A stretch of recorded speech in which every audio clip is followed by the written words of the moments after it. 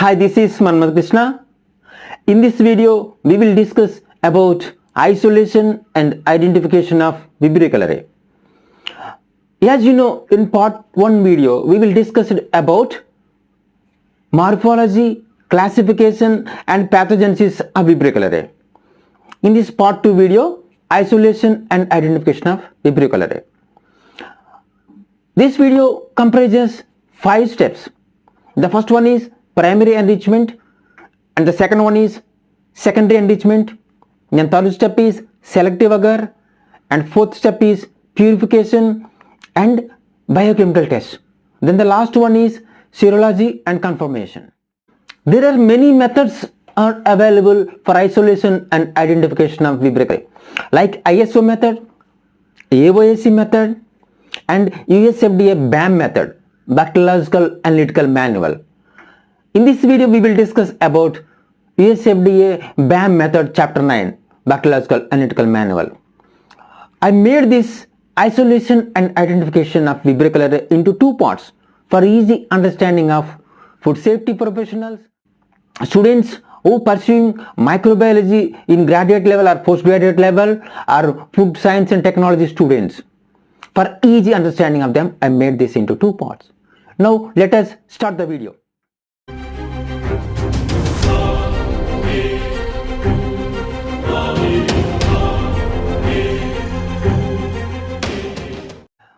First, we will discuss about the medias required for this isolation and identification. The medias are alkaline peptone water and arginine glucose slant, TCBS, thiosulfate, citrate, bile salt, sucrose agar, and oxidase reagents, phosphate buffer, 2% NaCl solution, and tryptone water with 1% NaCl, 3% NaCl, 5% NaCl, and tryptone broth, tryptone agar also required. For all pathogens, isolation and identification, these 5 steps are common. Primary enrichment, secondary, these are all. Why? Because in the food or in the processed food and the water, the processed food like chicken, frozen chicken or frozen seafood or frozen mutton or some other processed or ready to eat foods, the bacteria which are in sublethal stage, which are in inactive stage, the primary enrichment will nurture the bacterial cells, will nourish the bacterial cells. So the bacteria, the pathogenic bacteria will grow to a detectable level. It will nourish. That is why we need the primary enrichment step for the isolation and identification of Salmonella or Listeria or Vibrio cholerae, etc. This isolation primary enrichment, APW, alkaline peptone water. Alkaline peptone water is recommended as enrichment media for Vibrio cholerae. Why? Because this alkaline peptone water contains 8.6 pH to 9 pH. This will allow Vibrio cholerae to grow rapidly in this alkaline peptone water. Peptone, yes, peptone will provide nourishment to the bacteria. Yes, peptone contains carbs, carbohydrates. The bacteria use as a carbon as the source for the nourishment. The cells will grow rapidly in alkaline peptone water. Primary enrichment. We have to take shrimp sample or meat sample or chicken or frozen chicken or any ready to eat processed foods, solid material. 25 grams of the sample we have to take. 25 grams of the sample in 225 ml of APW, alkaline peptone water. So we have to aseptically collect the 25 grams of the sample and make it into small pieces. If it is a shrimp or if it is a meat or if it is a solid product, food product, make it into pieces or blend for 2 minutes and dissolve in a 225 ml of APW in a conical flask, 500 ml of conical flask, third conical flask, and incubate at 35 plus or minus 2 degrees centigrade. Incubate at 35 degrees centigrade plus or minus 2 for 6 to 8 hours. That is primary enrichment. And after 6 to 8 hours, we have to streak onto selective agar. Selective agar is TCBS, thiosulfate citrate, bile salt sucrose agar. This is highly selective media for Vibrio cholerae. Yes, after 6 to 8 hours, we have to streak 3 mm loop with the Ellis loop. We have to streak 3 mm loop into the TCBS plates. Streak in a manner to get the isolated colonies on the surface dried TCBS plates. 3 mm loop we have to streak on the TCBS plates. But while collecting the cultured inoculum from the primary enrichment, we have to make sure that after 6 to 8 hours, the surface pellicle only we have to collect. The surface pellicle we have to collect and streak on the TCBS plates. This is the primary enrichment. And again we have to re-incubate the media for overnight, means 18 hours.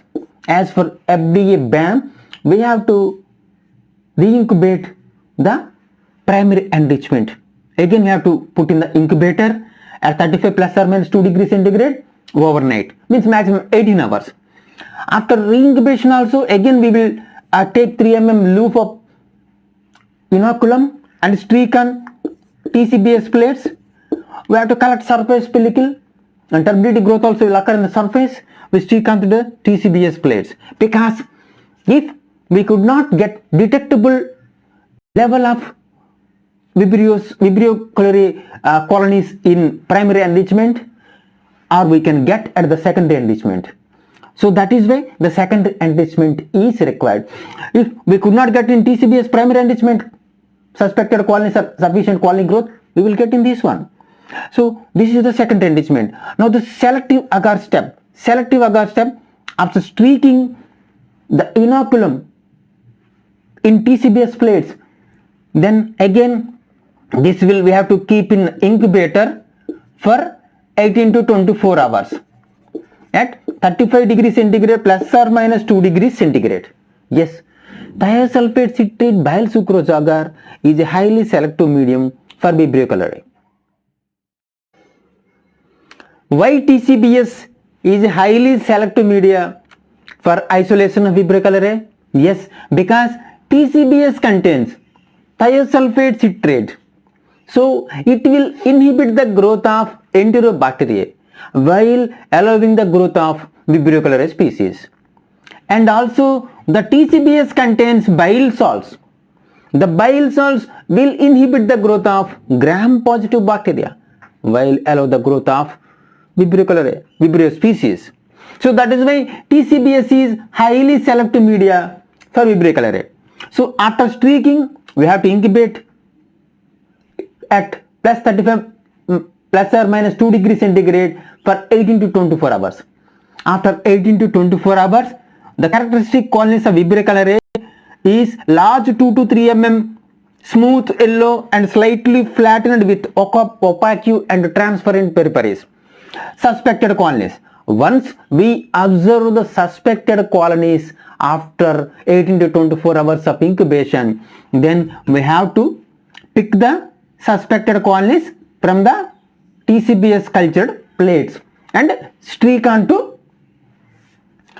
purification test. The next stage is, the fourth one is purification test in tryptone agar.